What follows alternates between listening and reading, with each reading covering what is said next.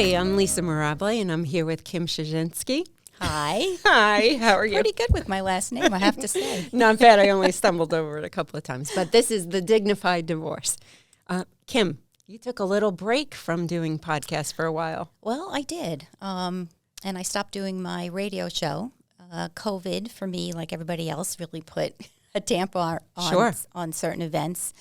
And yeah, I just decided to take a break and regroup. But I'm back. I'm so glad that you're back. And the content that you put out there is so important for so many people. It acts as a roadmap. And you know what to expect when you're going through a divorce, how to handle certain situations. Yeah. Lots of great material. So please check the website. That's adrlawny.com, adrlawny.com. And you can visit the podcast page for more great content. You'll hear clips of her shows, and there'll be more great guests. I'm very excited. I'm really excited to get started again. Yeah, it's great to have you back. Thanks. So, Kim, today we're talking about males in divorce. Did you know, now I found this interesting statistic, but did you know, according to research, that men have a much more difficult time in the split than women? Well, I say that like that because, right. Is it true? I don't know. Well, it depends on what topic, like what issue. Sure. I think they have different difficulties, okay? I think men both face the difficulty of their roles are changing now. Right. And the life that they plan for themselves is not coming to fruition, and it's changing. Mm-hmm. That's very frightening. Men, I think, struggle more with the, like, we were talking before, and you said that men will sustain higher rates of heart attacks, sure, and cancer, and physical, and I think that some of that, I'm speaking in generality, so there's always exceptions on either side. I want to make that clear. I think in general, men have a tendency to ignore medical red flags. And oftentimes, it was their wife that pointed these issues out. Which I find so ironic, because so many times I hear my wife's nagging is killing me. And yet that nagging is actually the very thing that's saving their life. Yes, that's a good point. And it's true. We did find that divorced men have significantly higher incidences of cancer and heart disease. Both divorced men and women experience extreme changes in their weight, which I totally understand. And yet the mortality rate for divorced men is nearly 250% higher than that of married men. And I think we just hit the nail on the head with that one. Yeah. And then divorced men suffer more heart attacks and strokes than non-divorced men. So these are all frightening. Very frightening statistics. Yeah. Again, there's lots of reasons why a man may experience it differently. For example, when the man leaves the home, right, and there's that stress of life has changed, he has to go establish his own household, and he doesn't get to see his children every single day. Yeah. That's very, very difficult for a man, for anybody to adjust to. It doesn't have to be the man, it could be the woman. It's a new reality that takes a very long time to become comfortable with. And because they tend to ignore the red flags, medical red flags, because they're suffering from depression and anxiety because of the change in the family, I'm not surprised that all of those statistics. Yeah, I'm really not surprised to hear that. It's really interesting to me because you always hear about the woman. At least maybe because I am a woman, my circle of friends are predominantly female, that we always hear about, psychologically it taking a toll on the female. Financially, it takes a toll. We hear more so on the male. Do men approach divorce completely different than women? Have you found that in your experience? Men typically, again, exceptions on both sides. Yeah.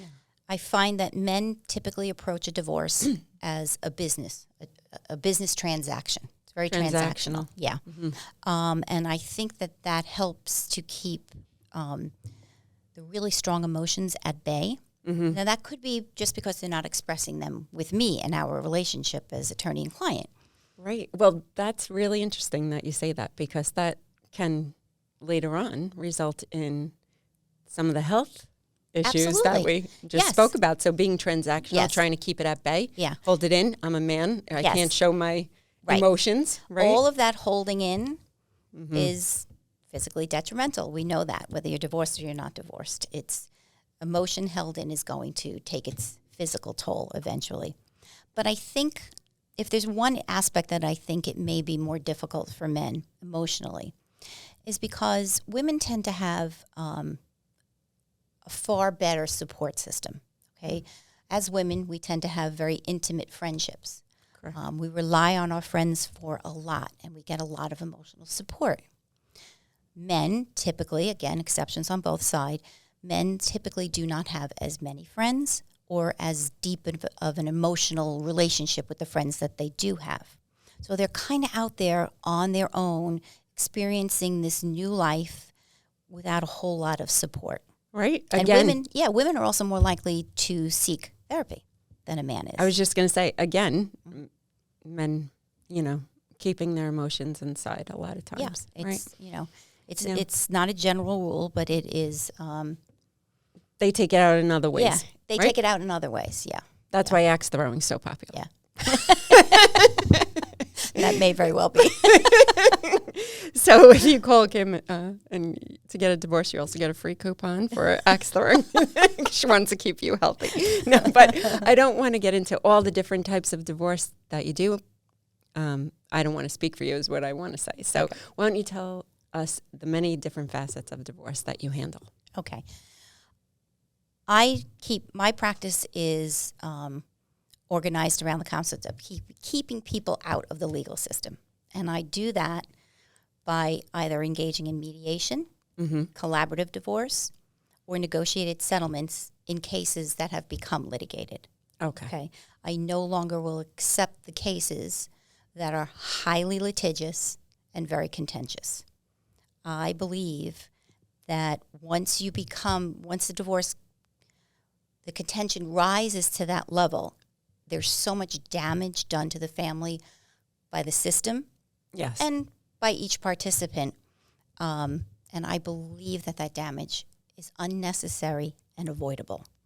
So I practice in a way that I hope to help that particular family avoid all the difficulties of the destructive forces of litigation. Yeah, it keeps the family unit closer. It does. More functional. You have to, when you have children with someone, you're bound to them for the rest of your lives. And take, for instance, the collaborative process.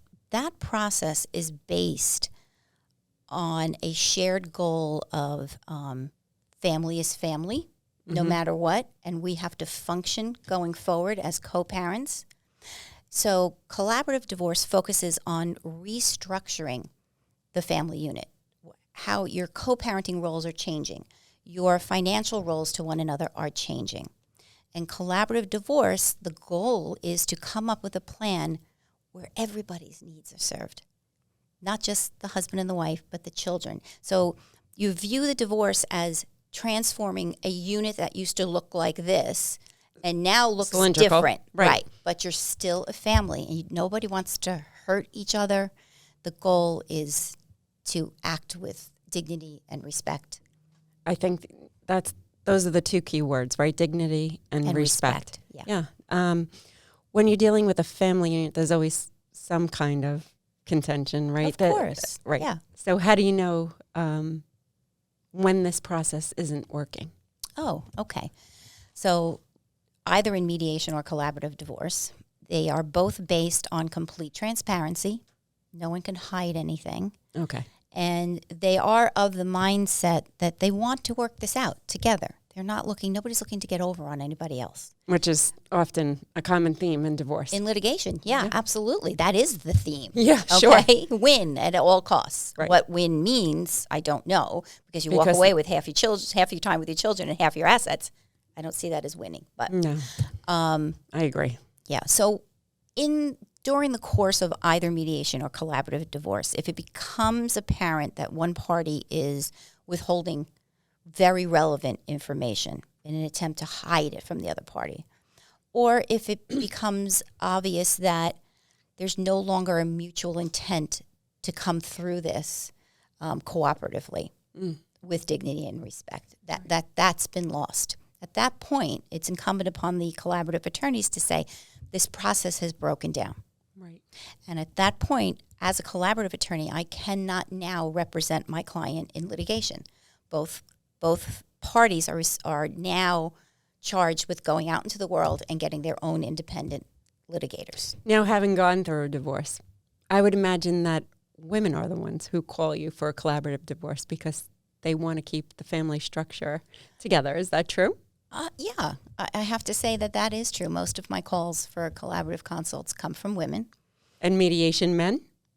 Yes. Yeah. That's very interesting. It is very interesting because I read something. Mediation by men, right? They view it as cheaper.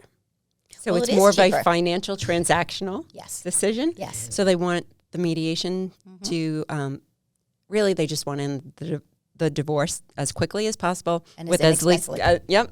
Yes. And the very true. collaborative, when you have, I think, a group involved, right? Yes. I don't want to speak both, for you. Yes, you both have attorneys, but they're not adversaries to one another. They work more like a team. Okay. Okay, they work to further the best interests of the family as a whole. So everybody has counsel. Well, that's important because very I important. didn't know that. I thought that you would be the number one attorney Yeah. representing just almost like a mediation. Nope, And that's mediation. Okay. Yeah, the difference between mediation and collaborative is that collaborative provides a lot more support, be it legal, mental health-wise, or financial, than mediation does. Mediation, it's just the two of them and me, and everybody has to advocate for themselves. And sometimes people can use a little more support, particularly if that divorce happens to be more contentious. Collaborative is a fantastic process for a more contentious divorce, but the people do not want to go to litigation. I love the idea of having a team behind you and knowing that you have your own legal counsel Yes. makes it, I think, a little more comforting because you Absolutely. feel like you have someone that's backing you up. Because in these situations, I have to say, your mental health is not the best, That's right? And you're not thinking clear. No. Sometimes there's hurt, Yes. right? Hurt, Well, anger, resentment, all of that, sadness. right. I mean, you go through the same stages of grief in a divorce that you go through when you lose someone. Right, death. Yes. So it's very difficult. And when you're under that kind of pressure, you can't make sound decisions Yeah. that affect the rest of your life. It's just not possible to do. Your brain doesn't work that way. Yeah. How could you possibly project out? Yeah. Right? So depending on the level of support you need, either mediation is good enough for you. You know, in mediation, once the people come to a meeting of the minds and I write the agreement, I tell them that they both must take the agreement to what's called reviewing attorneys. Okay. That's their attorneys. That's the lawyer who sits with them and says, like when I act as a reviewing attorney, the first question I ask the party is, you tell me in your words what this agreement says. There you go. Because sometimes, you know, you think that you know what you intend, but it hasn't translated in the legalese. So that's the very first step. That's an important step. It's a very important step. And then after that, I make them make sure that they understand the law, and I make sure that they understand that the things that they may have given up or have gotten that vary from the law, that they're aware of that and willing to do it. That's what a reviewing attorney does, okay? And that's the person who says, you know, you may have wanted to consider not doing this in this situation. Right. And then the person who's engaged in mediation says, thank you very much for your opinion, but this is what we've chosen to do. Okay. Yeah. And collaborative is more support. There's more support there for the decisions that have to be made. Does it take longer than a mediation, a collaborative? That totally depends on the case. Okay. Yeah. It's generally a mediation goes faster than a collaborative. Okay. Okay. I would assume, I assume. Yeah. Generally. I am not a professional. Let me just put that out there. I'm just an inactive participant. It's someone who's been through a divorce. Someone who's been through a divorce, Yeah. exactly. Like so many of us, right? Had I known there was a collaborative approach, I would have taken that. Yeah. Yeah. But it would have been very hard because he didn't show up half the time. Well, then sorry, you would not have been a candidate. So it would have been me and you collaborating. Yeah, it doesn't work that way. But the thought of needing a mental health support while going through it is Lovely. Well, you know what? When I do mediation, I very often will bring in a mental health professional to deal with the parenting issues. Yeah. And just to educate mom and dad on the effects of the decision they're making and their children's stages of development and how what their needs are and how they're best served. So even though in mediation it's just me as the mediator, I very often bring in outside assistance from either a financial advisor or a coach, a divorce coach, or a mental health professional. That's very common. I would think that men, now again, generalization, I'm sorry, but It's okay. most of the time don't have custody of their children. That's changing. Okay. All right. You're talking about, there's two kinds of custody, first of all. Let's start there. Right. There is definitely two residential kinds of, custody. Yes. That is whose home the children primarily reside in. Yes. And there's legal custody, which is decision-making about the big things in life, health, education, welfare, not what color socks to put on Johnny to go on the play date. The big decisions in life, okay? Got it. All right. So, in years gone by, there was a presumption that the woman was the primary caretaker of children, and she generally was awarded residential custody.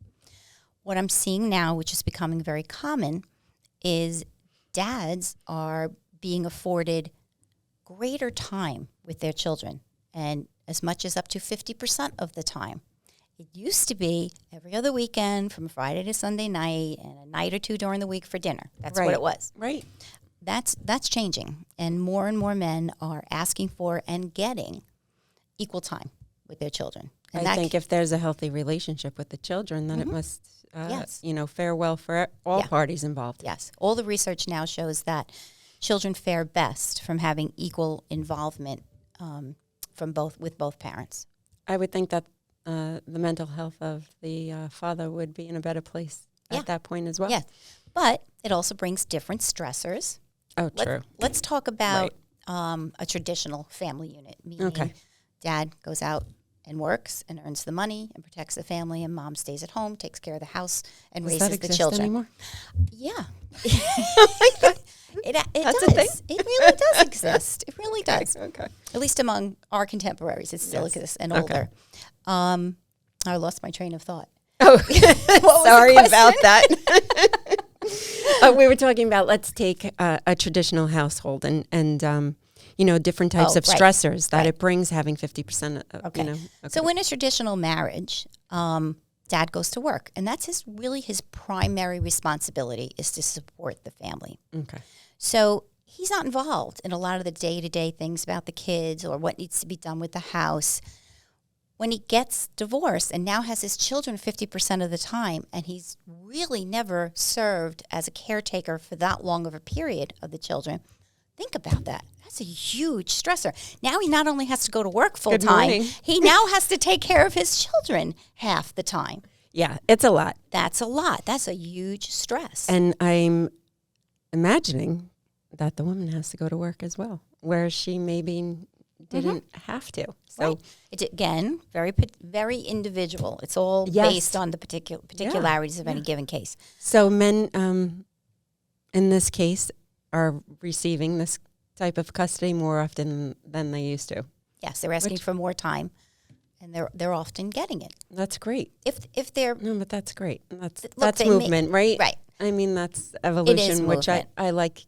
I like to hear that. It is movement. And just because a dad hasn't been involved on a day-to-day basis with the children and the minutia of it doesn't mean he's not capable. Right. So, Absolutely. it's as it should be. Yeah. I like that idea a lot. Yeah, me too. I think the kids do too. Yeah. Right. The kids benefit from having, equal, if more equal time with both parents. Both parents give something different to their children, and they bring something different to the table. And both of those gifts are important.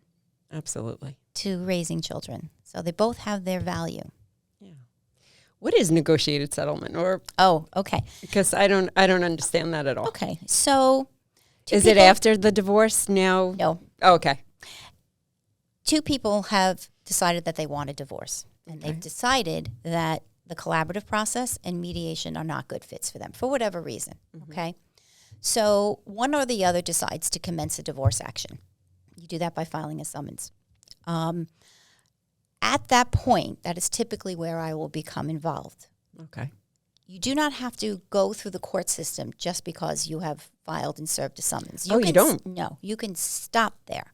Okay. You put yourself into the system when you file what's called an RJI, request for judicial intervention, or you seek a preliminary conference. Now you're in the system. Okay. Okay. So it's my goal in those types of cases to never put you in the system. Again. Right. But if you come to me and you are in the system, then it is my goal to settle those cases. And I make it abundantly clear to my clients that I do not engage anymore in the highly contentious, highly litigious actions. I am here to help you settle your case and restructure your family. And if that becomes impossible, I will refer you to trial counsel.